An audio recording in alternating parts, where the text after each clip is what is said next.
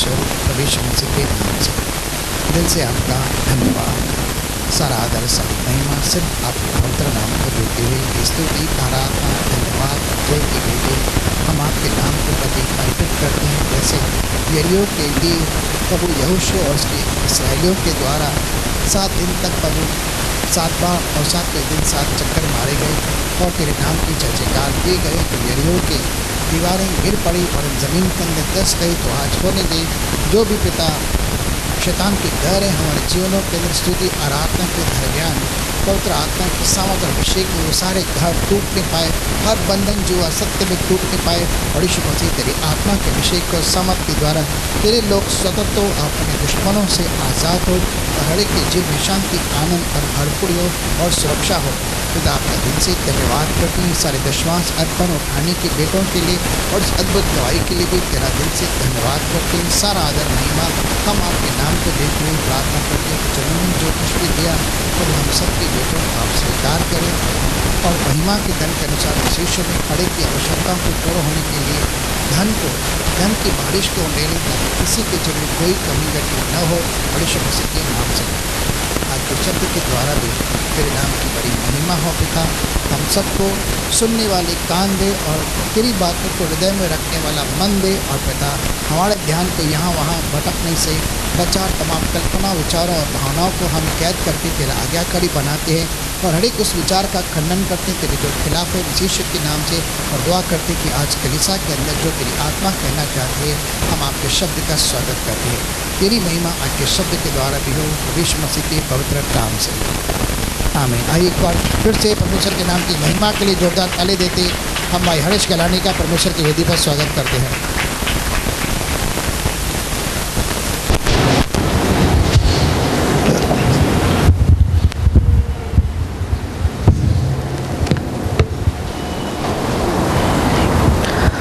Praise the Lord.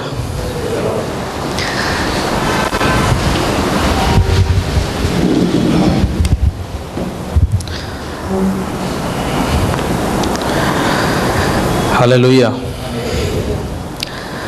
चलिए इससे पहले कि आगे बढ़े, मैं लास्ट सभा में हम कुछ बात किए थे यहेजकेल से कि कैसे परमेश्वर ने यहेजकेल नबी को एक सिंबॉलिक रूप में, एक दर्शन के रूप में यीशु मसीह के विषय में दर्शन दिया था। अगर आप उस मीटिंग में होंगे तो आपको याद होगा कि परमेश्वर का तेज पूर्व दिशा के ओर पहले चला गया और दूसरी बार पूर्व दिशा से उसने देखा कि आते हुए। अगर इस वर्तमान समय की बात करें, परमेश्वर ने काफ़ी सारे दर्शन जो हैं, अगर आप यहेजकेल का 37 अध्याय पढ़ते हैं वहाँ पर सूखी हड्डियों का दृष्टांत है। लिखा गया है कि वे बहुत ही तितर बितर थे और परमेश्वर ने जब यहेजकेल को नबूवत करने के लिए कहा तो वे हड्डी हड्डी से जुड़ने लगे।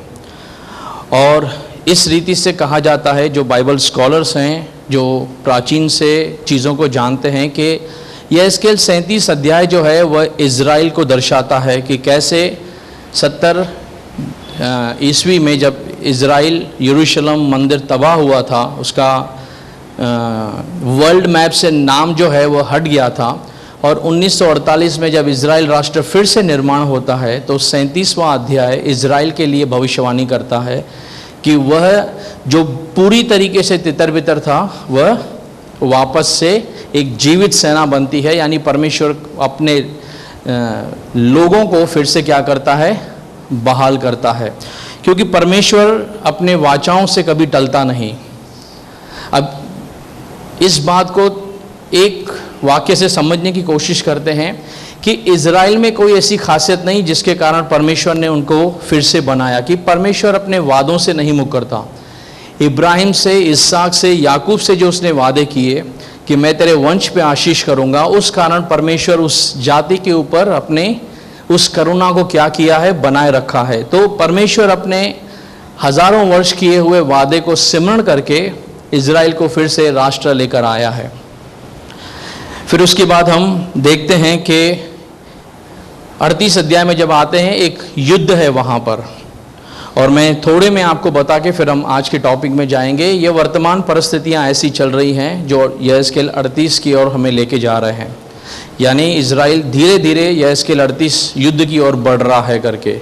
हज़ारों वर्ष पूर्व जो यहेजकेल ने भविष्यवाणी जो एक सिंबॉलिक फॉर्म में उसने देखा था, आज इजराइल उससे लगभग वहाँ उस पड़ाव पे पहुँच रहा है। तो हम इस बात को समझते हैं कि परमेश्वर प्राचीन काल से लेकर अपने वचन को, अपने मंशा को प्रकट करता आया है, समय दर समय प्रकट करता आया है। हालेलुया। मैंने आपको लास्ट टाइम एक क्लिप दिखाई दी, आपने देखी थी? उसमें कुछ डॉट्स थे। जब हम डॉट्स को देख रहे थे हमें कुछ समझ में नहीं आ रहा था, लेकिन जब उन डॉट्स को मिलाया गया तो कैसे मिलाना था? कैसे मिलाना था? क्योंकि मैंने लिखा था तो मुझे पता था यहाँ से यहाँ जाना है। यहाँ मैंने क्या लिखा है मुझे पता होना चाहिए। आप क्या लिखते हैं आपको पता होगा, जो आप लिखते हैं वो मुझे नहीं पता हो सकता। वैसे ही पवित्र आत्मा जैसे बाइबल को लिखता है, जैसे पवित्र आत्मा ने अपने मंशा से शब्द को दिया है, पवित्र आत्मा सब कुछ जानता है, हर एक शब्द को जानता है, हर एक शब्द की मीनिंग को जानता है। पवित्र आत्मा हर एक चीज को कौन से मीनिंग से, कौन से भेदों से लिखा गया है, वह सब जानता है। तो जैसे उस डॉट्स को पूरा करने के लिए मैंने आगे की लाइनों को पूरा किया, वैसे ही जब हम बाइबल पढ़ते हैं हमें पवित्र आत्मा एक सहायक के रूप में दिया गया है, ताकि हम उसकी सहायता लें और कैसे उन डॉट्स को, क्योंकि बाइबल एक भेद की किताब है। अगर आप बाइबल को अच्छे से पढ़ेंगे तो अमूमन आप देखेंगे करके कि 28-30% जो बाइबल है उसकी भविष्यवाणियों की किताब है, प्रोफेसी की बुक गिनी जाती है। अब उस समय और आज के समय में कौन सी भविष्यवाणी पूरी हो चुकी है, कौन सी भविष्यवाणी में हम वर्तमान समय में हैं, कौन सी भविष्यवाणी आने वाले समय में पूरी होगी, इसके लिए किसकी आवश्यकता है? जिसने लिखा है। तो कौन लिखने वाला? तो मनुष्य था, लेकिन लिखवाने वाला परमेश्वर का आत्मा था। तो मनुष्य तो अब हमारे बीच में है नहीं। हम नहीं जाते हैं, हम पौलुस को पकड़ के लेकर आएंगे, बताइए इसका मतलब क्या है। हम पतरस को जगा नहीं सकते कि भाई लिख के तो गया लेकिन हमको बता तो सही इसका मतलब क्या है। इसीलिए परमेश्वर ने कहा कि मैं तुम्हें पवित्र आत्मा दे के जा रहा हूं, और पवित्र आत्मा इसीलिए दिया गया है, वचन इसीलिए दिया गया है ताकि हम क्या करें? परिपक्व बने। तो परमेश्वर का वचन हमारे बीच में है, परमेश्वर का आत्मा हमारे पास है, इसीलिए है ताकि हम उन्हीं को उन्हीं के अनुसार जोड़ें। हालेलुया। आइए हम वचन में चलते हैं। हम आते हैं मत्ती की पुस्तक, उसका 24 अध्याय, उसका पहले शब्द को पढ़ते हैं। जब यीशु मंदिर से निकलकर जा रहा था तो उसके चेले उसको मंदिर की रचना दिखाने के लिए उसके पास आए। दूसरा पद पढ़िए। उसने उनसे कहा, क्या तुम यह सब नहीं देखते? मैं तुमसे सच कहता हूं, यहाँ पत्थर पर पत्थर भी न छूटेगा जो डाया न जाएगा। और जब वह जैतून पहाड़ पर बैठा था तो चेलों ने अलग उसके पास आकर कहा, हमसे कह कि ये बातें कब होगी और तेरे आने का और जगत के अंत का क्या चिन्ह होगा। बस अब यह जो मत्ती का 24 अध्याय है, मैं अगर आपको साधारण शब्दों में कहूं तो प्रकाशित वाक्य के बाद मुझे जो सबसे भेदिया जो एक पैसेज दिखता है वो यह दिखता है। जैसे प्रकाशित वाक्य को बहुत सारे ऐसा कहें कि जो उसकी लिखावट है, लैंग्वेज है, वो बहुत ही कंफ्यूज करने वाली है। जब आप साधारण शब्दों में पढ़ते हैं आपको नहीं समझ में आता है। वैसे ही जब मत्ती का यह अध्याय पढ़ते हैं तो यहाँ पर कुछ ऐसी बातें लिखी हैं। पूरे अध्याय को जब आप अच्छे से पढ़ेंगे आपको पता चलेगा यहाँ पर कुछ ऐसी चीजें हैं जिनको साधारण तरीके से अगर हम ऐसे ही पढ़ते जाएंगे तो उसका मतलब निकाल पाना कुछ अलग है। हालेलुया। क्योंकि इन बातों को जब मान लीजिए हम आपस में बातें कर रहे हैं, या मैं आपको एक छोटा सा उदाहरण देता हूं। आप किसी अनजान नगर में गए और आपको पता पूछना है किससे, तो आप वहाँ के किसी व्यक्ति को मिलते हैं, आप उससे पूछते हैं कि भाई मुझे यहाँ का रास्ता बताइए। वो आपको कहता है यहाँ से सीधे चले जाना, आगे रॉयल गार्डन आएगा या सर्कल आएगा, वहाँ से राइट ले लेना, और आगे जाने के बाद में एक प्रेम हॉस्पिटल आएगा, वहाँ से आप आगे जाने के बाद ऐसे करके चले जाना। अब उसने जो समझा था उसने आपको बता दिया, लेकिन आप क्योंकि उन शब्दों से, उन एरियाओं से वाकिफ नहीं हैं, तो आपको उन चीज़ों को समझने में कठिनाई होगी। बात को समझ रहे हैं? क्योंकि मान लीजिए मैं आज आपको कहता हूं, कोई आज आपको पूछता है कि कहां पर 4 नंबर जाना है, तो मैं यहां से आपको बोलता हूं कि भाई 17 सेक्शन पे चले जाइए, लेफ्ट टर्न लगाइए और आप सीधा चले जाएंगे, आप 4 नंबर पहुंच जाएंगे। आप समझे इस बात को? समझे? क्योंकि आपको पता है जिनका मैं नाम ले रहा हूं वो चीजें आप जानते हैं, लेकिन जो चीजें आप नहीं जानते हैं, जो बातें हम नहीं समझते हैं, उन बातों को समझ पाना और उन बातों का अर्थ निकाल पाना कुछ कठिन जान पड़ता है। हालेलुया। चलिए इसमें आगे बढ़ते हैं, लेकिन मैं आपको कुछ और एक दिखाना चाहता हूं। ब्रदर ए वाली स्लाइड से स्टार्ट करते हैं। अब थोड़ा सा ये सिमिलर है, लेकिन आप समझने का प्रयास कीजिए कि जब हम इसकी शुरुआत कर रहे हैं तो मैं आपसे क्या बात करना चाहता हूं। ये क्या है? ए है। ब्रदर थोड़ा जूम कीजिए, थोड़ा नीचे, ना ऊपर, मतलब हाँ थोड़ा अंदर। कुछ समझे तो हाथ उठाना, नहीं समझे तो मैं समझ जाऊंगा। कुछ समझे? नहीं। चलिए बी पे आते हैं। थोड़ा ध्यान दीजिएगा, आपको समझना है तो इनको बारीकी से जांचिए क्या हो रहा है। कुछ समझे? अगर आपने समझा है तो केवल हाथ उठाइए। कुछ समझे? नहीं। चलिए सी में आइए। कुछ समझ में आ रहा है? अगर समझ में आता है हाथ उठाते जाइए, ठीक है? आगे चलते हैं। डी में अब समझ में आ रहा है? कितनों को समझ में आ रहा है? हाथ उठाइए। हाँ, अब आगे चलते हैं। अब कितनों को समझ में आ रहा है? चलिए मैं पूछता हूं कितनों को नहीं समझ में आ रहा है? सबको समझ में आ रहा है? हाँ, आगे। अब इसके बाद आप मिला सकते हैं, बाकी के लाइंस को मिला सकते हैं। अगली पिक्चर दिखाइए। जो रेड लाइनिंग है यह आपका काम है मिलाना। सिंपल है। वापस आइए ए में। इस चित्र को थोड़ा सा गौर से देखिए और समझने का प्रयास कीजिए। आप थोड़ा आगे गए, आपने समझना आरंभ किया, लेकिन यहां पर चीजें क्यों नहीं समझ में आ रही हैं? ध्यान से देखिए। जो डॉट्स है ना, क्योंकि ये डॉट्स है ना वो बहुत फैले हुए हैं, बराबर दूर दूर हैं। अब हम क्या करते हैं, इनको थोड़ा सा करीब लाते हैं। 20 स्लाइड में देखिए, हमने कुछ रास्तों को और स्पेसिफाई किया, थोड़ा सा आपको आसानी से बताने की कोशिश की यहां से, लेकिन फिर भी अभी उतने डॉट्स करीब नहीं है जिसके कारण हम समझ पाए। आगे अब डॉट्स क्या हुए, कुछ हमें दिखाने लगे। समझिएगा बातों को। पहले डॉट्स दूर थे, कुछ दिखाई नहीं देता था।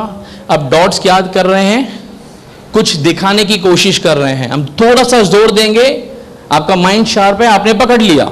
आगे अब यहां पर आते आते, क्योंकि हमने डॉट्स को और करीब लेकर आए, चीजों को हमने और नजदीक लेकर आए, तो क्या हुआ, लगभग पिक्चर क्लियर होने लगी। ठीक है, हम और थोड़ा आगे बढ़ते हैं। हमने अब डॉट्स को मिलाना आरंभ किया, हमें एग्जैक्टली जो लिखा था वो पता चलना आरंभ किया। क्लियर? इसके बाद आपका काम आसान है।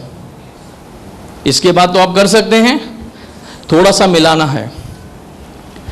इसका मतलब क्या, बाइबल जिन विषयों में हम बात कर रहे हैं वह ऐसी भेदों में लिखी गई है। आपने ए पिक्चर देखी, वहां पर क्योंकि चीजें बहुत दूर दूर हैं, इसीलिए उनको थोड़ा सा समझ पाना कठिन होता है। हालेलुया। अब आपके मन के अंदर यह ना आना चाहिए कि हमारे लिए कठिन है तो आपके लिए आसान है।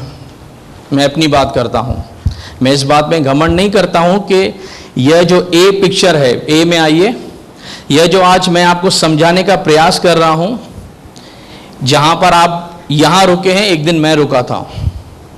मैं आपको एक छोटी सी गवाही देता हूँ। लगभग मसीह में आए मुझे करीब 23-24 साल हुए। 22 सालों के अंदर मैंने मत्ती के 24 अध्याय को कभी नहीं समझा था। मैं गवाही देता हूँ आपके सामने। मैंने पढ़ा था, समझा था, अपने तरीके से समझा था। फिर इस बात को लेकर हम जब बाइबल स्टडी करते थे, हमारे बीच में इस बात को लेकर कुछ बातें होने लगी। वहाँ से इस अध्याय के अंदर मेरा ध्यान थोड़ा खींचने लगा करके कि मुझे इसको समझना है। मैंने प्रभु से प्रार्थना की कि परमेश्वर, मैं यहाँ पर कुछ ऐसी चीज़ें हैं जो नहीं समझ पाया हूँ और मैं समझना चाहता हूँ। मैं शिद्दत के साथ परमेश्वर से प्रार्थना कर रहा था कि परमेश्वर, इसके अंदर जो रिवलेशन है मैं जानना चाहता हूँ। हालेलुया। कोई नई बात मैं प्रभु से नहीं मांग रहा था। परमेश्वर की आत्मा को मैं परमेश्वर के मंशा से जो उसने शब्द दिया है, मैं उसको जानने के लिए प्रार्थना कर रहा था। और मैं आपको यह नहीं कहना चाहता कि मैं बैठा था, आत्मा मुझसे आके बात करता है। जैसे परमेश्वर पौलुस से और पतरस से बात करता है और शब्दों के अनुसार उसने वो वचन के द्वारा हमसे बातें की हैं, वैसे ही परमेश्वर अपने दासों के द्वारा उन चीज़ों को क्या करता है, प्रकट करता है। आप देखते हैं जंगल में कभी आप जाते हैं ना, तो वहाँ पर एक रास्ता बना हुआ रहता है। वहाँ पर जो फॉरेस्ट में जो घूमते हैं उनके लिए कुछ निशानियाँ छोड़ी जाती हैं, ताकि जो पीछे आए उसको पता चले यहाँ से कोई आगे गया है। नए रास्ते पहाड़ी रास्तों से जाएंगे ना, तो घास के बीच में एक छोटा सा रास्ता बन जाता है। हमको पता चलता है यहाँ से लोग गुजरते हैं, इसके लिए वह रास्ता बना हुआ है। वैसे ही परमेश्वर ने अपने लोगों को जो यहाँ से गुजरे हैं, उनके द्वारा परमेश्वर बहुत सारी चीज़ों को क्या करता है, लेकर आता है। हालेलुया। जैसे मैंने आपको बताया, यह पिक्चर आपके सामने क्लियर नहीं थी, लेकिन जैसे इनके भेदों को हमने इसको छोटा किया, इसको हम सिंप्लीफाई करते गए, आसान बनाते गए, चीज़ें समझ में आती गई। हालेलुया। कुछ बात को समझ रहे हैं? कहने का तात्पर्य यह है कि यह जो मैंने आपको 6 चित्र दिखाए, मत्ती का यह अध्याय हो, प्रकाशित वाक्य हो, यह ऐसों से भरा है। कुछ चीज़ें यहाँ पड़ी हैं, कुछ चीज़ें वहाँ पड़ी हैं, कुछ बाइबल के इस कोने में है, कुछ बाइबल के उस कोने में है। पढ़ते समय यह डॉट्स आपको दिखेंगे, यहाँ क्या है, वहाँ क्या है, कुछ नहीं समझता है करके। लेकिन जब हम बाइबल, परमेश्वर का आत्मा जहाँ जहाँ उसने उसके संबंध में कुछ बातें लिखी हैं, वहाँ से चीज़ों को उठाते हैं। बी पिक्चर में आइए। थोड़ा सा हमने उठाया, यहाँ डाला। पजल गेम खेलते हैं ना हम, भाई पजल खेलते हैं ना, खेलते हैं ना, पजल गेम खेलते हैं हम, थोड़ा थोड़ा मिलाते जाते हैं। थोड़ा उठाया, यहाँ पर फिट किया, कहाँ कहाँ बैठता है। ऐसे करते करते हम उस जगह पहुँचते जहाँ हमें दिखाई देने लगता है कि परमेश्वर ने कौन से मंशा से क्या लिखवाने की कोशिश की है। हालेलुया। बात को समझ रहे हैं? इसीलिए जब यह अध्याय में पढ़ रहा था, यहाँ पर बहुत सारी, क्योंकि अभी तो सिर्फ पहला वचन हमने पढ़ा है, यहाँ से लेके इस अध्याय के काफ़ी एरियाज के अंदर बहुत सारी ऐसी बातें हैं जो मैंने नहीं समझी थी। और जब परमेश्वर की आत्मा ने इन बातों को समझाया, तब जाके पिक्चर क्लियर होने लगी करके। तो आज मेरा मकसद यही है कि जैसे मैं उस रास्ते से गया, मैं उन रास्तों को समझते गया, और क्योंकि हम जिस पड़ाव में हैं, कलीसिया को समझना है कि कौन से रास्ते से चलना है करके, तो यह आपके लिए एक हो सकता है मार्गदर्शन हो करके, इनके द्वारा आप परमेश्वर के बातों को समझना आरंभ करें। मैं यह नहीं कहता कि मेरे द्वारा आप परमेश्वर को समझना आरंभ कीजिए। आप परमेश्वर के इन वचनों के द्वारा क्या कीजिए, आरंभ कीजिए। और जो चित्र बनेगा उस चित्र में थोड़ा थोड़ा आपको गाइडेंस मिलता रहेगा, थोड़ा थोड़ा आपको आगे लेकर जाएंगे और धीरे धीरे क्या होगा, वह चित्र कंप्लीट होगा। हम साफ साफ देख पाएंगे कि परमेश्वर ने क्या लिखा है। Clear clear. तो बाइबल कहती है परमेश्वर जिस मकसद से कहता है वह बहुत बहुत क्या है, जरूरी है। ब्रदर वो पिक लगाइए करके, नहीं, हाँ इसको जूम कीजिए। अब इसको समझिएगा, हमने जो पढ़ा ना इसको थोड़ा सा हम समझते हैं, और मैं मत्ती का 24 अध्याय थोड़ा सा उससे पहले आपको बयान करता हूं आखिर क्या हो रहा है। अगर आप बाइबल को थोड़ा सा बारीक से पढ़ेंगे और यह जानने की कोशिश करेंगे कि यीशु मसीह को जब क्रूस पे चढ़ाया गया उससे कुछ दिन पहले, 4-5 दिन पहले कौन सी घटनाएं हुई थी यरूशलेम के अंदर, तो आपको और आसानी होती जाएगी चीजों को समझने के लिए। हालेलुया, समझ रहे हैं बात को। यीशु क्या कर रहे थे, जैसे हम देखते हैं खजूर रविवार को जब यीशु मसीह अपने चेलों को भेजते हैं, वह उनसे कहते हैं मैं जब तक, अब मैं उनके साथ फसव लेते हैं, वह उनको कहते हैं मैं जब तक तुम्हें पिता के राज्य में नहीं मिलता मैं फिर से क्या होगा, प्रभुभोज फसह का पर्व नहीं लूंगा। और वह गदी पर बैठ कर क्या करते हैं, प्रवेश करते हैं, मंदिर में जाते हैं, मंदिर में देखते हैं लोग व्यापार कर रहे हैं, यीशु मसीह एक कोड़ा बनाते हैं, उनके जितने सारे व्यवसाय की जो मेजें थी उनको उलट देते हैं करके, पूरा उनका सामान बिखर जाता है। अब किसका नुकसान करोगे तो उसको अच्छा थोड़ी लगेगा। वो महायाजकों के साथ मिलकर इस यीशु मसीह को क्या करते हैं, विरुद्ध होते हैं कि यह हमको नहीं चाहिए। क्यों?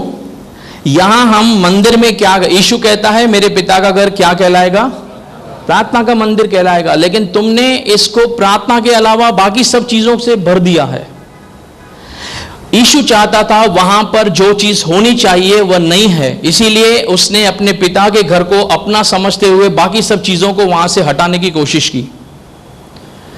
लेकिन क्योंकि बहुत सारे सालों से बहुत सारे जो प्रथा चली आ रही थी, वे मंदिर में वैसी किस्म से व्यवसाय करते थे, क्या हो रहा था, इतने सब सामान, इतने सब सालों से जो सिस्टम चलता आया है, उनको एक व्यक्ति, एक नबी आकर बदलने की कोशिश करता है, तो जो यहूदी थे वह इस बात को डाइजेस्ट नहीं कर पा रहे थे। और हम थोड़ा थोड़ा आगे बढ़ते हैं, यीशु वहां पर उनसे बातें करते हैं, उदाहरण के विषय में बातें करते हैं, परमेश्वर के राज्य के विषय में बातें करते हैं। यीशु इज़राइल से कहता है करके कि एक दाख के समान पिता ने क्या किया, दाख की बारी में काम करने के लिए देकर वह चला गया है। मत्ती की अध्याय पढ़ेंगे आपको पता चलेगा, वह कहता है करके पिता ने अपने कुछ सेवकों को भेजा कि तुम इसको इसका मेहनताना दो, लेकिन तुमने उसको मार दिया। ऐसा करके 2-3 बार उसने क्या किया, अपने सेवकों को भेजा, अंत में उसने पुत्र को भेजा। लेकिन लिखा है जो वहां पर मजदूर थे उन्होंने सोचा यह तो पुत्र है, यह वारिस है, इसको मार देते हैं तो क्या होगा, सारा खेत हमारा हो जाएगा। लेकिन वह कहता है जब तुमने पुत्र को मार दिया तो क्या जब पिता आएगा तुम्हारे हाथ से वह खेत, वह बारी ले नहीं लेगा? यीशु कहता है मैं तुमसे कहता हूं वैसे ही जो तुम्हारे पास है वह तुमसे ले लिया जाएगा और ऐसी जाति को दिया जाएगा जो तुम्हारे बाद आती है, जिसको तुम जो फल लेकर आएगी।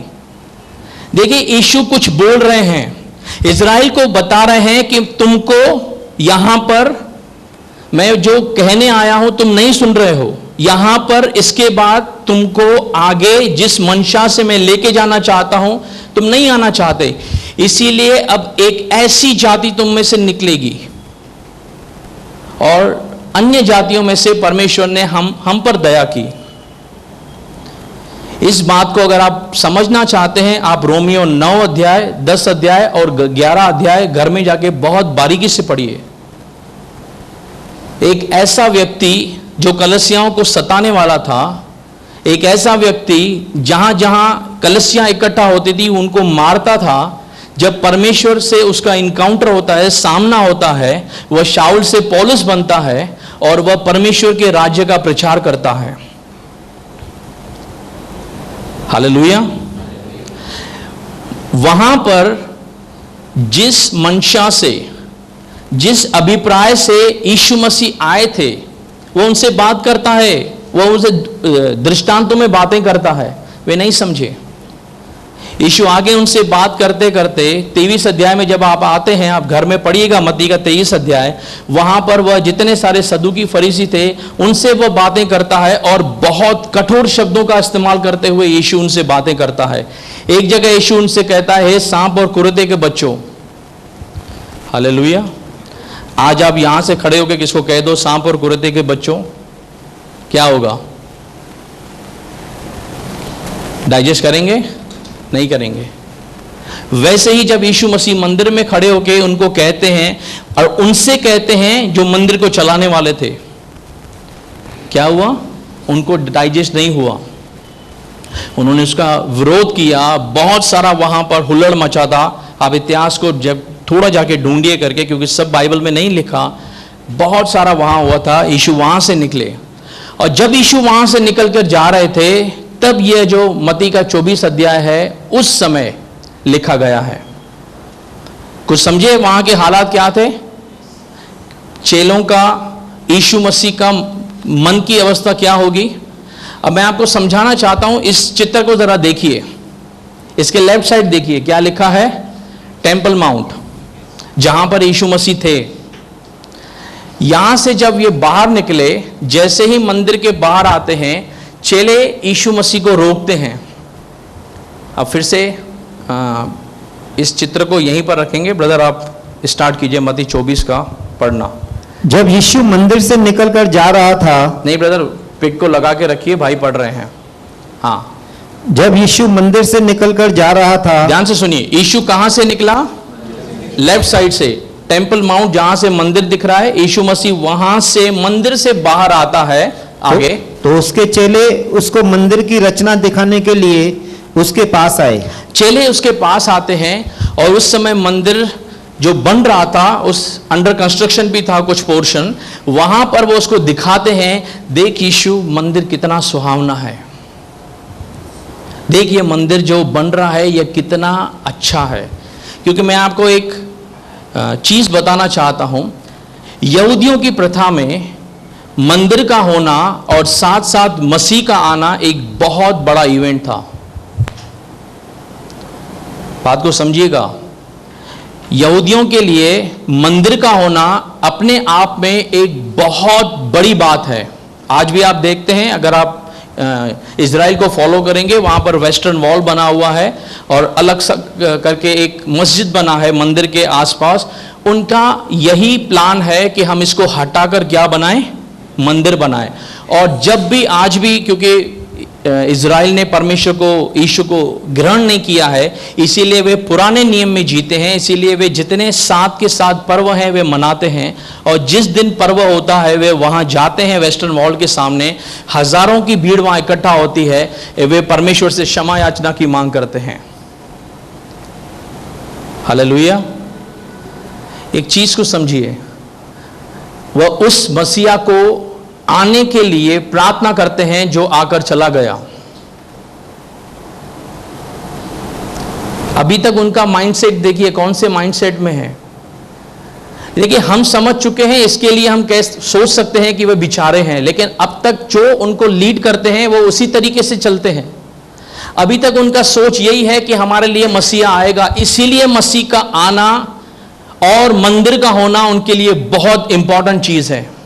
इसीलिए वे पूरी कोशिश करते हैं कि जल्द से जल्द मंदिर का निर्माण हो, क्योंकि उनका माइंडसेट ऐसा है, मंदिर होगा तो मसीहा आएगा। Hallelujah, hallelujah. पौलुस कहता है, क्या तुम नहीं जानते तुम परमेश्वर की आत्मा का मंदिर हो और परमेश्वर का आत्मा तुम्हारे अंदर निवास करता है। यीशु जानता था यह मंदिर ढाया जाएगा। यीशु यह भी जानता था कि तब तक यह मंदिर नहीं बनेगा जब तक इजराइल पश्चाताप नहीं करते हैं, या उस फेज से, आखिरी सप्ताह से होकर नहीं गुजरते हैं। इसीलिए वह जानता था कि अब मंदिर जो है वह किसी ईंट वाली जगह में नहीं होगा। इसलिए परमेश्वर के आत्मा के लिए उसने एक जीवित मंदिर बनाया, और वह है कलीसिया का हृदय, आपका और मेरा हृदय जहां पर परमेश्वर कहता है कि तुम मेरे मंदिर हो। समझ रहे हैं? इजरायलियों के लिए मंदिर का होना कितना लाजमी है, और परमेश्वर ने हमें जीवित मंदिर बनाया है। कितनी अद्भुत बात है। ऐसी जाति जो प्रभु को कभी जानती नहीं थी, परमेश्वर ने उसको आज मंदिर बनाया है, क्योंकि विश्वास के द्वारा लिखा गया है, इब्राहिम ने विश्वास किया, वह उसके लिए धार्मिकता गिना गया। तो विश्वास करने वाले सब इब्राहिम के पुत्र हैं, और इब्राहिम की आशीषें यीशु मसीह के कारण अन्य जातियों तक आती हैं। यीशु मसीह में, यानी इब्राहिम के कारण हमें आशीष नहीं मिलती, इब्राहिम की आशीषें यीशु मसीह के कारण आपकी और मेरे पास आती हैं। तो यह है जो यीशु मसीह ने बहुत बड़ा कार्य किया है। अब सोचिए, यीशु तो पहले से ही जानते थे क्या होने वाला है। जब बाहर निकल रहे थे मंदिर के एरिया में, उसके चेले उसके पास आते हैं, उसको दिखाते हैं, देख यह मंदिर कितना सुंदर है। अब समझिएगा इस बात को। कुछ पल के लिए मान लीजिए मैं यीशु हूं, और 3-4 यहां पर भाई हैं, वे क्या हैं? चेले हैं।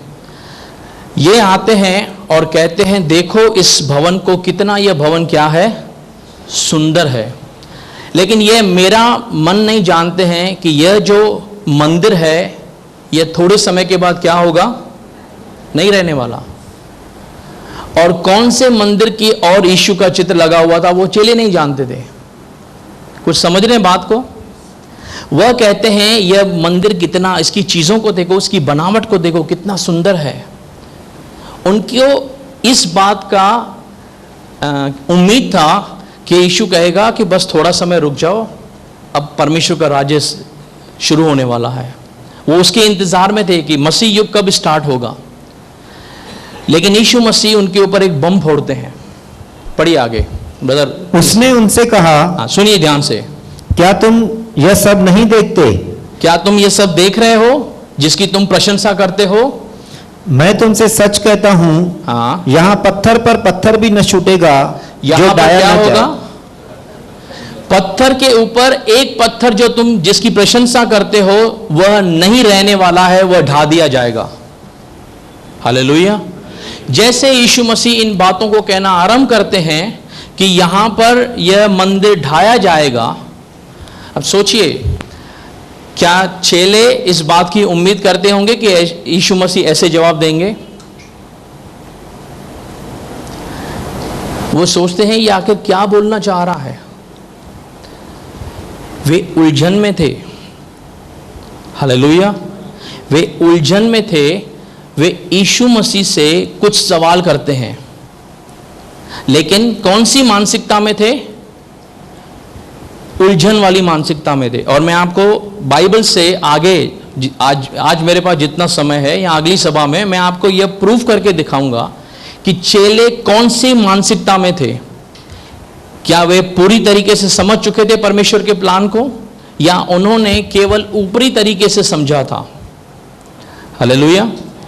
जब वे वहां पर आते हैं, यीशु मसीह से उनका जो जवाब है, जो उनको चाहिए था, वह नहीं मिलता है।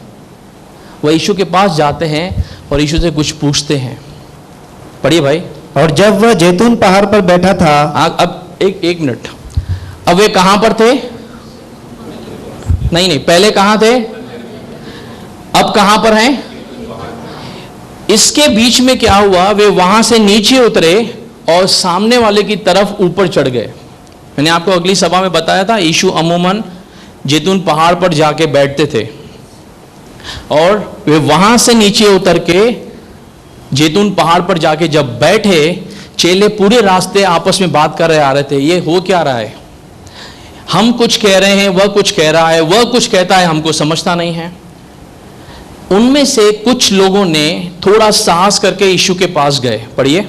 तो चेलों ने अलग उसके पास आकर कहा। अब वहां से नीचे उतर के जब वे वहां जाते हैं, चेले उसके पास आते हैं एकांत में और उससे पूछते हैं, हमसे कहे कि ये बातें कब होगी? ये तू बोल रहा है मंदिर ढाया जाएगा, यहां पर नया, तो आखिर यह कब होने वाला है? पहला सवाल, और तेरे आने का और जगत के अंत का क्या चिन्ह होगा? तेरे आने का और जगत के अंत का क्या चिन्ह होगा?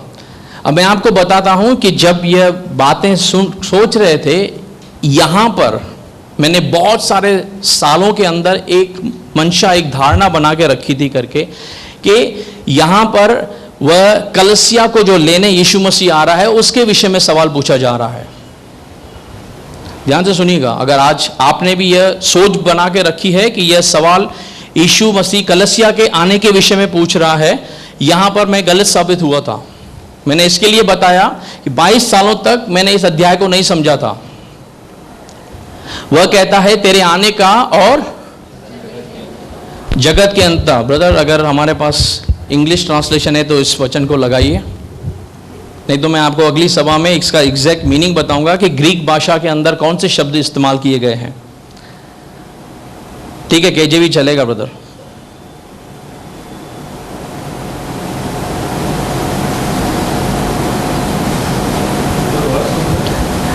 वर्ष, ठीक है, 2 लगा दीजिए, आगे देखते हैं ना।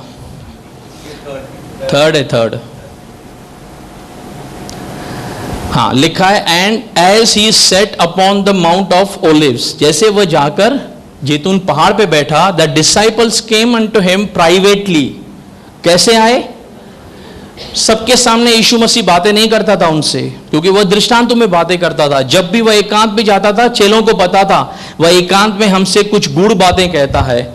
उन्होंने उससे कहा tell us when shall these things be, यानी यह कब होगा, and what shall be the sign of thy, आगे चलिए, thy coming and the end of world. अब यहां पर हम अमूमन पढ़ते हैं तो सोचते हैं कि ये देखिए लिखा है दाय कमिंग, तेरे आने का, और संसार के अंत का क्या लिखा है।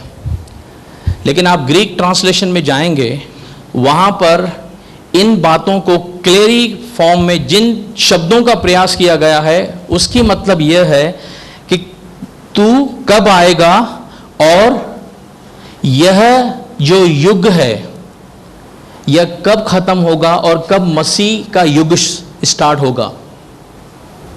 हालेलुया। इस युग का अंत कब होगा और मसीह युग कब स्टार्ट होगा, कब तू राजा बनकर हमारे ऊपर राज्य करेगा। अब आप कहेंगे भाई साधारण शब्दों में लिखा है तेरे आने का। मैं कुछ आगे जैसे बढ़ूंगा मैं आपको बताऊंगा ये कौन से विषय में पूछ रहे हैं, क्योंकि चेलों को यह पता नहीं था वो आखिर जा कहां रहा है।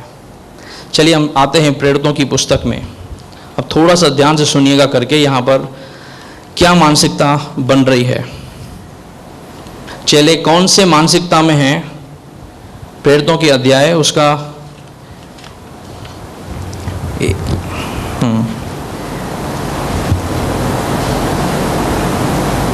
1:4 से पढ़ना आरंभ कीजिए। और उनसे मिलकर उन्हें आज्ञा दी कि यरूशलेम को न छोड़ो। अब ध्यान से सुनिए, यीशु मसीह अपने चेलों को कहता है कि यरूशलेम को नहीं छोड़ना, परंतु पिता की उस प्रतिज्ञा के पूरे होने की बात जोते रहो जिसकी चर्चा तुम मुझसे सुन चुके हो। मैं तुमको बार बार कहता आया हूं कि मेरा जाना तुम्हारे लिए अच्छा है। पवित्र आत्मा जब तक तुमको नहीं मिलता तुम क्या करना, यरूशलेम को मत छोड़ना। अब सवाल यह है, मत्ती 10 अध्याय में लिखा है यीशु ने उन्हें आज्ञा दी और उन्हें अधिकार दिया। वे कहीं 12 लिखा है, कहीं 72 लिखा है, वे सब के सब गए और क्या करने लगे। जब वे वापस आए उत्साह से भरे थे, और बाइबल कहती है उन्होंने दुष्ट आत्माओं को निकाला, उन्होंने बहुत सारे लोगों को चंगा किया, अद्भुत चिन्ह काम किए। और वहां पर वो आके कहते हैं देख तेरे नाम से कौन हमारे वश में है। अब दुष्ट आत्माएं तब तक वश में नहीं हो सकती जब तक पवित्र आत्मा का सामर्थ्य उनके ऊपर ना हो। बराबर, मैं जो बोल रहा हूं आप समझ रहे हैं। पवित्र आत्मा के बिना तो वे दुष्ट आत्मा को निकाल नहीं सकते। जब पवित्र आत्मा उनके अंदर था तो यीशु यहां पर क्यों कहता है जब तक पवित्र आत्मा न मिले तब तक जाना नहीं। बात है, हालेलुया। क्योंकि पवित्र आत्मा को उन्होंने फील किया था किसी एक पर्टिकुलर डायरेक्शन में। लेकिन क्योंकि ये जितने सारे चेले थे, इनके पास पिछला रिकॉर्ड अगर आप चेक करेंगे तो ये वचन से कोई भी जानकारी इनके पास नहीं थी। ये सब काफी सारे लोग इनमें अनपढ़ थे, इनको नबियों की पुस्तक के बारे में जानकारी नहीं थी, इनको और किसी वचन के बारे में जानकारी नहीं थी। ये इतना जानते थे कि इजराइल दुर्दशा में है और मसीह आएगा। जब यीशु मसीह सामरी औरत से भी मिलने जाता है, वह उससे पूछता है करके, वह कहता है हाँ हमारे लिए मसीहा आने वाला है। ये जानते थे कि मसीहा आएगा और हमें क्या होगा, इस बंधनों से छुटकारा मिलने वाला है। एक मानसिकता जिसमें यहूदी आज भी जीते हैं, उस समय भी जीते थे, वह यह है मसीहा आएगा और हमें छुटकारा मिलेगा। यीशु उनसे पूछता है मैं कौन हूं, पूछना है चेलों को, पढ़ा है ना आपने। वह कहता है तू परमेश्वर का पुत्र मसीह है। वे जानते थे ये मसीहा है, लेकिन उनकी मानसिकता क्या थी, कुछ चीजों को वे नहीं समझे थे। इसीलिए यीशु उनको कहता है जब तक पवित्र आत्मा न आएगा तुम यरूशलेम को नहीं छोड़ोगे। और मैं आपको बाइबल से लेके चलूंगा, मैं आपको यह दिखाऊंगा करके, यह बाइबल से हम जानेंगे करके कि चेलों की मानसिकता कैसी थी। क्या वे समझे थे? नहीं समझे थे। यहां पर यीशु उनसे कहता है कि पिता की प्रतिज्ञा के पूरे होने की बाट जोना, इंतजार करना, उतावली में आके दौड़ना नहीं, जिसकी चर्चा तुम सुन चुके हो। आगे पढ़िए ब्रदर। क्योंकि यूहन्ना ने तो पानी में बपतिस्मा दिया है, परंतु थोड़े दिनों के बाद तुम पवित्र आत्मा से बपतिस्मा पाओगे। थोड़े दिन के बाद क्या होगा? पवित्र आत्मा से बपतिस्मा तुम्हें मिलने वाला है। यह एक चीज थी जो इनके अंदर नहीं थी, जिसके कारण इन्होंने, यीशु मसीह ने इनसे बातें की लेकिन यह नहीं समझ पा रहे थे। यीशु उनसे वेट करने को कहता है, रुकना, पवित्र आत्मा का इंतजार करना, क्योंकि यीशु ने इनको कहा था जब पवित्र आत्मा आएगा वह तुम्हें सिखाएगा। लेकिन अब तुम नहीं समझ सकते हो। यूहन्ना 16 अध्याय में लिखा है मैं तुमसे बहुत सारी बातें करना चाहता हूं लेकिन तुम अभी सहन नहीं कर पाओगे, लेकिन जब पवित्र आत्मा आएगा वह तुम्हें सिखलाएगा। कौन सिखलाएगा? मुझे आपको कौन सिखाता है? परमेश्वर ने अपने वचन को सिखाने के लिए पवित्र आत्मा दिया है। परमेश्वर ने अपना वचन दिया है, परमेश्वर ने अपना आत्मा दिया है ताकि परमेश्वर का जन परिपक्व बने। हालेलुया। आगे पढ़िए। सो उन्होंने इकट्ठे होकर उससे पूछा, ध्यान से सुनिए कि हे प्रभु। उनका मानसिकता यहां से हम स्टार्ट करते हैं। चेलों का माइंडसेट कैसा था? वे वहां पर इकट्ठा थे। अब यीशु मसीह का पुनरुत्थान हो चुका है। सबसे पहले इस बात को जान लीजिए, यीशु मसीह मृतकों में से जी उठे हैं करके उनके साथ 40 दिनों तक बातें कर रहे हैं। वे उनके साथ आके पूछते हैं कि हे प्रभु, क्या तू इसी समय इजराइल को राज्य फेर देगा? क्या तू इसी समय इजराइल को राज्य फेर देगा? यहां लिखा है कि परमेश्वर, क्या तू कलीसिया को स्थापित करेगा? लिखा है। उन्होंने पूछा कलीसिया के विषय में कोई सवाल? क्यों नहीं पूछा? क्योंकि उनके माइंड में दूर दूर तक कलीसिया के विषय में कोई शब्द, यीशु ने कहा उनसे, पतरस से कहा कि मैं तुझ पर अपनी चट्टान, तू चट्टान है, रॉक है, मैं इस पर अपनी कलीसिया बांधूंगा जिसपे अधलों के फाटक प्रबल न होंगे। सुन तो गए लेकिन समझा कुछ नहीं था। समझा कब? जब आगे बढ़े, जब परमेश्वर की आत्मा ने उनको समझाना आरंभ किया। थोड़े यीशु मसीह के स्वर्गारोहण के बाद जब वे आगे गए, जब पवित्र आत्मा आया, तब चीजों को थोड़ा थोड़ा करके समझने लगे। और यहां पर आता है पौलुस महाशय, जिसके साथ परमेश्वर डायरेक्ट बात करता है। हम देखेंगे आगे पौलुस का क्यों इंपॉर्टेंट एक रोल आता है। वहां पर पौलुस कुछ चेलों को आकर प्रकट करता है जो अब तक चेलों ने नहीं सुना था, नहीं सीखा था। यहां पर वह पूछते हैं यही चीज, मसीह युग कब स्टार्ट होगा? क्या तू इजराइल को अभी राष्ट्र देने वाला है? पहले तू मर गया, अब तू जीवित हो गया।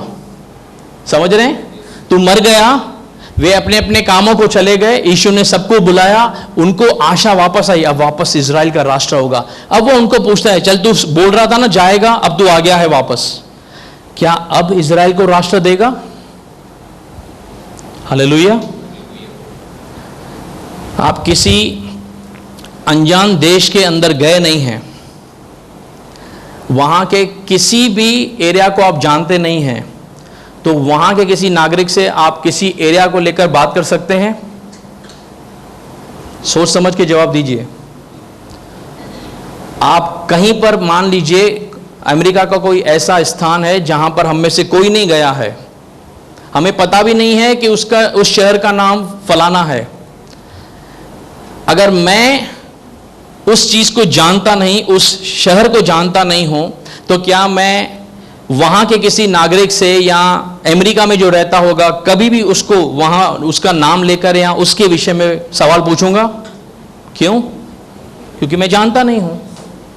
चेले जानते ही नहीं थे कलीसिया के विषय में, चेलों को कुछ पता ही नहीं था कि यीशु मसीह ने क्या आगे का प्लान रखा है। वह यह जानते थे कि यीशु मसीह अब इस रोमी सम्राट का जो हमारे ऊपर दबाव है उससे हटकर मसीहा अब अपना युग अब हमारा राजा यह बनेगा। उनके माइंड में, उनके मस्तिष्क में दूर दूर तक यह सवाल कहीं नहीं था करके। चलिए आगे यीशु ने क्या जवाब दिया। उसने उनसे कहा, उन समय या कालों को जानना जिनको पिता ने अपने ही अधिकार में रखा है तुम्हारा काम नहीं। अब मेरा बच्चा छोटा है, कभी कभार वो कुछ उतावली में उतर आता है कि आपने बोला था, अब ऐसा क्यों नहीं मेरे को लेके दे रहे हो, अब ऐसा क्यों नहीं करते हो। फिर मुझे उसको समझाना पड़ता है कि मैंने जो बोला था उसका मतलब ये है, तो ये पहले होने दो, उसके बाद हम ये करेंगे। सिंपल है। यीशु उनका सवाल सुनता है। यीशु उनको क्या कहता है कि भाई थोड़ा काम करो, कुछ चीजें पिता ने अपने पास बचा के रखी हैं, उनमें मत पड़ो, उनमें, क्योंकि अब तक यीशु जानता था उनके माइंड के अंदर, उनके मन के अंदर परमेश्वर का कोई आगे का प्लान है ही नहीं, वो समझ ही नहीं पाए हैं अब तक। आप कहेंगे भाई पवित्र आत्मा के द्वारा मत्ती 10 अध्याय में वे दुष्ट आत्माओं को निकाल के आए हैं, बहुत सारे जगह उन्होंने अद्भुत काम किए हैं, और आप कह रहे हैं उन्होंने कुछ समझा ही नहीं है। ये मैं नहीं कहता हूं, बाइबल कहती है। आप पढ़ना चाहते हैं लूका में आइए, उसका 24 अध्याय,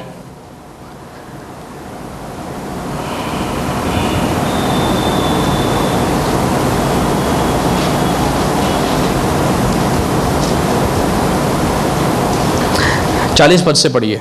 चलिए मैं थोड़ा स्लो जा रहा हूं आपको समझाने के लिए, आप समझिए इन बातों को, यहां क्या हो रहा है। 40 पद से पढ़िए, पुनरुत्थान के बाद यहां क्या हो रहा है समझिए। यह कहकर उसने उन्हें अपने हाथ पांव दिखाए। यीशु पुनरुत्थानित हुए, यीशु ने प्रकट किया, देखो आपको कंफर्म होना चाहिए कि मैं जीवित हो चुका हूं। आगे, जब आनंद के मारे उनको प्रतीति न हुई और आश्चर्य करते थे, तो उसने उनसे पूछा, क्या यहाँ तुम्हारे पास कुछ भोजन है? अब ये जो वचन लिखे हैं ना, ये ऐसे नहीं है कि एक ही दिन में हुए हैं। ये लूका ने केवल बताने के लिए कुछ दिनों की घटनाओं को एक वाक्य में लिख दिया है, तो समझिएगा इन चीजों को। उन्होंने उनसे भोजन के लिए कुछ मांगा। आगे, उन्होंने उसे भुनी मछली का टुकड़ा दिया, ठीक, उसने लेकर उनके सामने खाया। आगे, फिर उसने उनसे कहा, ये मेरी वे बातें हैं जो मैंने तुम्हारे साथ रहते हुए तुमसे कही थी। यीशु उनको कुछ बताने लगा, जब मैं तुम्हारे साथ था मैंने तुमको कुछ कहा था कि अवश्य है कि जितनी बातें मूसा की व्यवस्था और भविष्यवक्ताओं और भजनों की पुस्तकों में मेरे विषय में लिखी है सब पूरी हो। अब उनको समझाना आरंभ करता है कि मूसा ने कुछ लिखा था, भविष्यवक्ताओं ने कुछ लिखा था। क्यों लिखा था? ताकि यह सब बातें क्या हों? पूरी हों। आगे, तब उसने पवित्र शास्त्र बूझने के लिए उनकी समझ खोल दी। कब खोली? कब खोली? लिखा है वहां पर। अब ये वही मंजर है जहां पर यीशु मसीह उनके साथ था, जहां पर वे प्रेरितों का जो हम वाक्य पढ़ रहे हैं, ये वहां पर हम लोग आ रहे हैं। लिखा है तब पवित्र आत्मा को बूझने के लिए, समझने के लिए यीशु ने क्या किया? समझ खोल दी। थोड़ा यीशु ने उनको समझाया कि भाई थोड़ा समझो। हाँ, नहीं ब्रदर, वापस आइए उसी में, लूका में चलेंगे हम, लूका को थोड़ा कंप्लीट करेंगे आगे।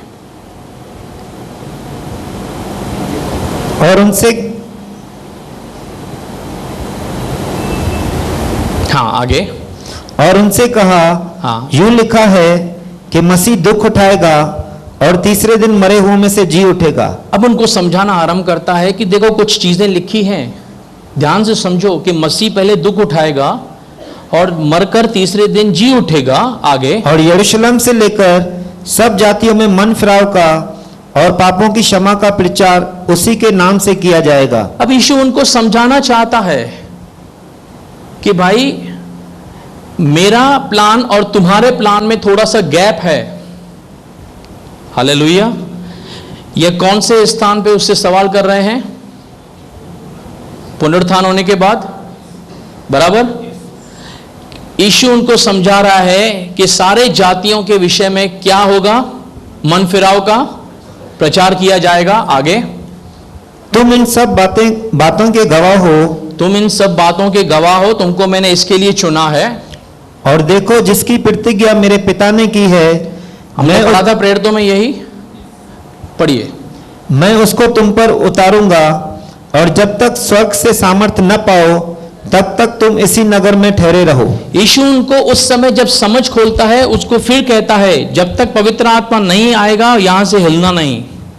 वो जानता था क्योंकि अगर ये ऐसे ही गए बिना समझे तो क्या होगा? इनका जाना उल्टा नुकसान का कारण होगा। इसीलिए वह कहता है पवित्र आत्मा जब तक नहीं मिलता तुम्हें, तुम ठहरे रहना। एक चीज को समझिएगा, यहां पर जो चीज उनको अब तक नहीं समझी थी, यीशु के पुनरुत्थान होने के बाद भी, मैं जो बोल रहा हूं उस चीज को आप पकड़ना। आप थोड़ा सा, अगर आपने 10 वर्ष की आयु में या 20 वर्ष की आयु में कुछ नहीं समझा है तो क्या उसको 18 वर्ष की आयु में आप समझ लेंगे? आज भी जो आपने नहीं समझा, क्या 1 साल पहले से आपने समझ लिया होता तो आज आपको समझाने की नौबत पड़ती? थोड़ा जोर से बोलिए। नहीं। इसका मतलब जो मैंने आज भी नहीं समझा वो मैंने 1 साल पहले भी नहीं समझा होगा, 6 महीना पहले भी नहीं समझा होगा। क्लियर? अगर यीशु मसीह के पुनरुत्थान होने के बाद भी उनको अब तक आगे का प्लान नहीं पता है, तो जब मत्ती 24 अध्याय के अंदर वो सवाल करते हैं तेरे आने का, जगत के अंत का क्या चिन्ह होगा, उनके सवाल की परिभाषा क्या है? समझ रहे हैं? वे वहां पर कलीसिया को लेकर उनके दिमाग में कोई भी बात नहीं थी। दूर दूर तक उनको कुछ भी कलीसिया को लेकर प्लान परमेश्वर का क्या है वो पता नहीं था। यीशु कहां जा रहा है, कहां से आएगा, उनको केवल एक चीज पता थी, भाई अब तू जीवित होके आया है ना, अब मसीह का युग स्टार्ट कर। वो मंदिर से बाहर निकल के जा रहा है, जैतून पहाड़ पर बैठा है, उससे आके पूछते हैं हम सोच रहे हैं यहां मंदिर बना है, तू आ गया है, अब तू अपना राज्य स्थापित करेगा, तो इस मंदिर को ढाने की बात करता है, तो ये बातें कब होने वाली हैं? और तू बार बार कहता है मैं जा रहा हूं, तो वापस कब आएगा? और आएगा तो मसीह का युग कब स्टार्ट होगा? हालेलुया। उनको केवल जो पता था उस विषय में उससे सवाल किया जा रहा था। यहां पर आइए वापस हम प्रेरितों के अध्याय में चलते हैं। मैं आपको यही बताना चाहता हूं, यीशु वहां पर भी उनको सिखाते हैं जब तक पवित्र आत्मा नहीं आता है तुम यहां पर रुके रहना। और हम जहां पर पहुंचे थे प्रेरितों के अंदर, वहां पर क्या लिखा है? पढ़िए। उसने उनसे कहा, उन समय या कालों का जानना जिनको पिता ने अपने ही अधिकार में रखा है तुम्हारा काम नहीं। थोड़ा परमेश्वर ने अपने पास रखा है, फिलहाल वह तुमको जो बताना चाहता है वह सुनो। जो परमेश्वर ने जिस समय के लिए रखा है, जो परमेश्वर ने जिस अभिप्राय से रखा है, उसको वो लोग उतावली कर रहे थे कि अब होने वाला है। तब यीशु उनको कहता है कि जो तुम सोच रहे हो कुछ परमेश्वर ने अपने पास रखा है वह तुम्हारा काम नहीं है। लेकिन आगे उसने क्या कहा? परंतु जब पवित्र आत्मा तुम पर आएगा तब तुम सामर्थ्य पाओगे। ध्यान से सुनिए, जब पवित्र आत्मा तुम्हारे ऊपर आएगा तब तुम क्या होगे? तब तुम सामर्थ्य पाओगे। इसका यह मतलब नहीं था करके अगर हम प्रचार करें भाई मत्ती 10 अध्याय के अंदर जब वे गए थे क्या पवित्र आत्मा उनके पास नहीं था? यीशु मसीह उनको बताना चाहता था एक एरिया है, एक डायरेक्शन है जहां पर पवित्र आत्मा अब तक तुम्हारे ऊपर उस बातों को प्रकट नहीं किया है। जब पवित्र आत्मा आएगा तब तुमको आके सिखलाएगा करके, इसीलिए मैं जा रहा हूं और वहां से तुमको पवित्र आत्मा भेजूंगा। चलिए हम लोग आते हैं मरकुस की किताब, उसका 9 अध्याय, उसका पहला पद पढ़िए। और उसने उनसे कहा, मैं तुमसे सच कहता हूं कि जो यहां खड़े हैं उनमें से कोई कोई ऐसे हैं कि जब तक परमेश्वर के राज्य को सामर्थ सहित आता हुआ न देख ले तब तक मृत्यु का स्वाद कदा भी न चखेंगे। अब सोचिए, यीशु अपने चेलों के साथ बातें करते हैं परमेश्वर के राज्य के विषय में। वह कहता है यहाँ बहुत सारे ऐसे हैं जब तक के परमेश्वर के सामर्थ, जब परमेश्वर के राज्य को सामर्थ से आता हुआ नहीं देख लेते हैं, मृत्यु का स्वाद क्या होगा? उनको एक चीज पता थी, परमेश्वर का राज्य आ रहा है, मसीह युग आ रहा है और हम मरने वाले नहीं। साधारण से अगर टेक्निकल भाषा में बात करेंगे तो हम में से अगर यीशु आज बोलता है कि जितने यहाँ बैठे हुए हैं काफ़ी ऐसे लोग हैं जो परमेश्वर का राज्य आता नहीं, मरने वाले नहीं हैं, वो देखेंगे। इसका मतलब क्या कि थोड़े दिनों के बाद क्या होगा? मसीह युग आएगा। समझ रहे हैं? यह उनकी मानसिकता थी जो उन्होंने पकड़ा था। आइए इसका 9-10 पढ़ते हैं।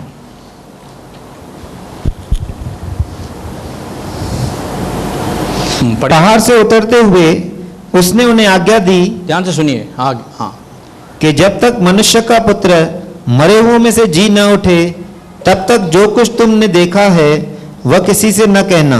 अब यीशु मसीह जब ऊपर गए थे, जब वहाँ पर उनका रूपांतर हुआ था, वहाँ से उतरते समय उनको बताया गया कि जब तक मरे हुओं में से, यीशु मसीह क्लियर बोल रहा है, जब तक मनुष्य का पुत्र मरे हुओं में से जी न उठे किसी के पास जाके ये बातें बोलना नहीं। आगे उन्होंने इस बात को सिमरन रखा और आपस में वाद विवाद करने लगे कि मरे हुओं में से जी उठने का क्या अर्थ है।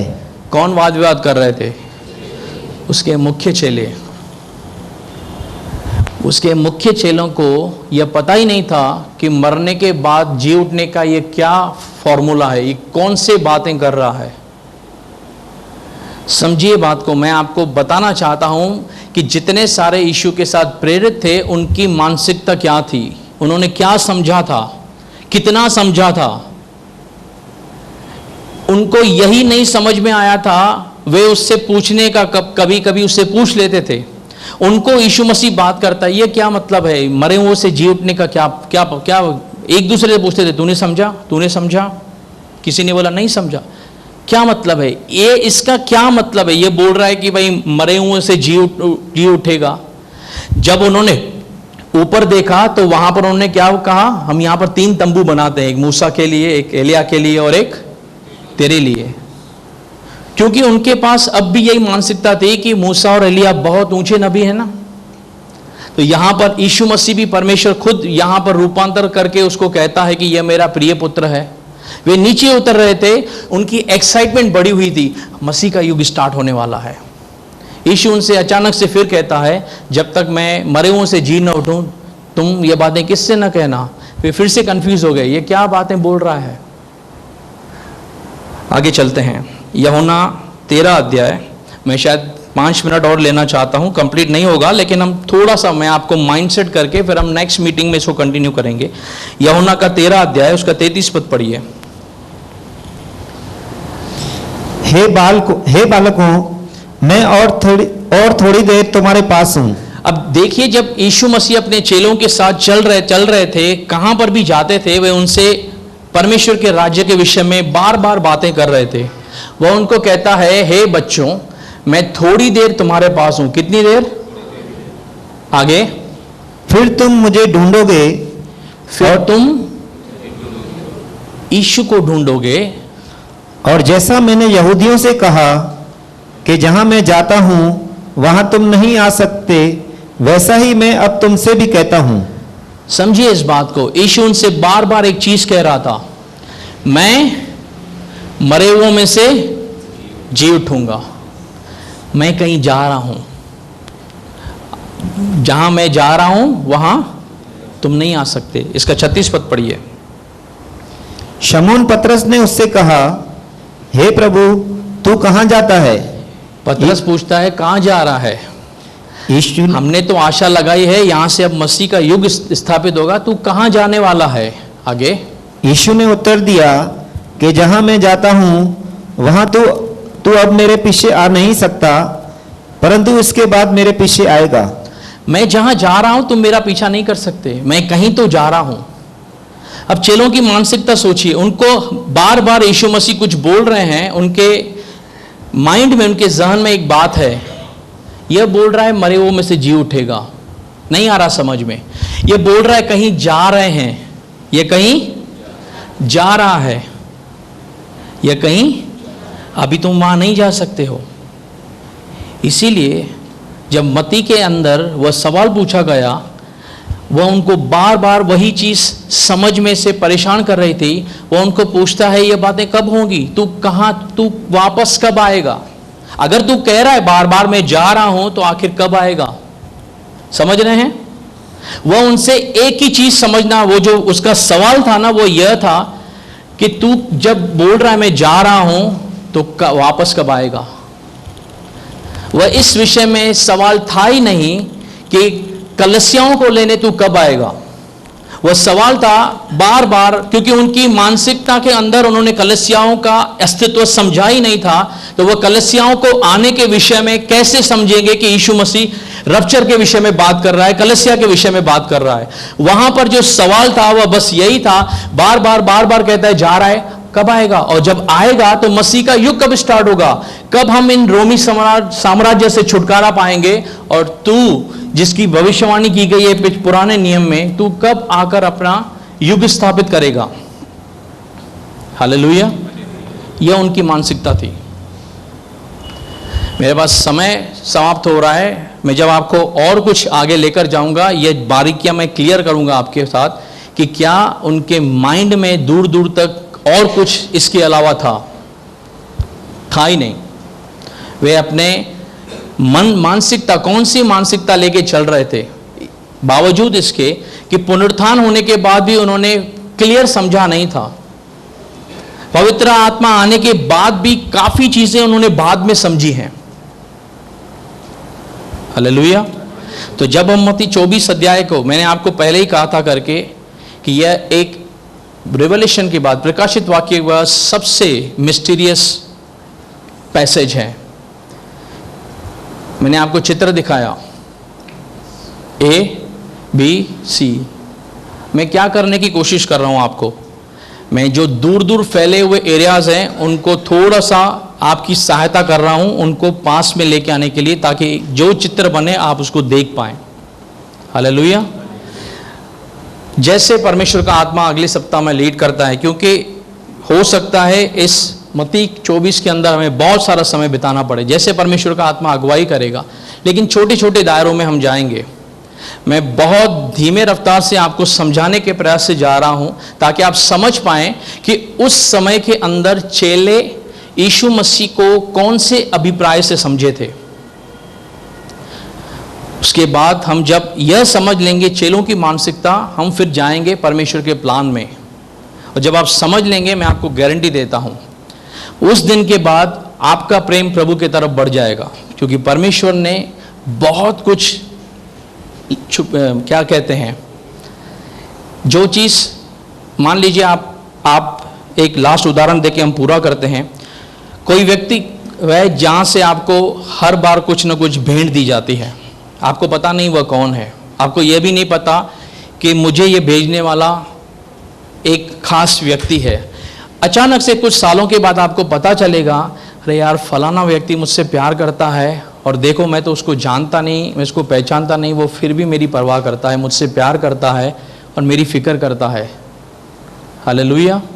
हो सकता है कोई ऐसा व्यक्ति हो जिससे कोई व्यक्ति नफरत करता हो, अपने माँ से, अपने पिता से, और वह उसकी शक्ल तक नहीं देखना चाहता हो, लेकिन गुप्त में उसका माँ, उसका पिता उसकी भलाई के लिए कुछ भेजता रहता हो, और उसे ऐसा लगता हो बस मेरे कोई और सहायता करता है। अचानक से जब उस व्यक्ति को पता चलेगा कि यह तो मेरा पिता चुपचाप में करता था, तब उसका हृदय कैसे उमड़ेगा अपने पिता की तरफ। यही चीज़ है जो परमेश्वर ने उस समय से लेकर हमारे लिए एक प्लान बना के रखा। जब हम उसको समझते जाएंगे, परमेश्वर के प्रति हम और आकर्षित होते जाएंगे। हालेलुया। तो प्रार्थना कीजिए। मत्ती 24 अध्याय मैंने आपको कहा थोड़ा पढ़िए, रोमन्स 9, 10, 11 अध्याय थोड़ा पढ़िए, थोड़ा थोड़ा, क्योंकि बहुत सारी चीज़ें फैली हुई हैं, थोड़ा समय लगेगा, लेकिन चीज़ों को अगर आप थोड़ा पढ़ के आएंगे तो अधिक आपको मज़ा आएगा समझने के लिए। हालेलुया। आइए हम प्रार्थना में चलते हैं। प्यारे पिता परमेश्वर, हम तेरा धन्यवाद देते हैं यीशु मसीह के नाम से। बाइबल कहती है पिता परमेश्वर कि आत्मा सब कुछ जानता है। पिता परमेश्वर, प्रभु तू बुद्धिमान को बुद्धि समझ देता है परमेश्वर। हम जानते हैं जो निर्बल हैं तो उन्हें बल देता है परमेश्वर, जो निर्बुद्धि हैं उन्हें बुद्धि देता है। बाइबल में लिखा है, तुम में से जिसे बुद्धि की घटी हो वह परमेश्वर से मांगे, बिना देर किए उल्हाना किए परमेश्वर देता है।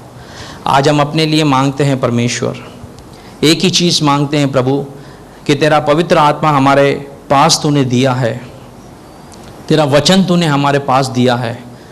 अब जिस अभिप्राय से, जिस मंशा से तूने वचन दिया है, जिस अभिप्राय से तूने पवित्र आत्मा दी है, हमें वचन को सीखने और समझने के लिए प्रभु, भेदों को समझने के लिए पवित्र आत्मा का प्रभु वह गहरा सामर्थ्य दे पिता परमेश्वर।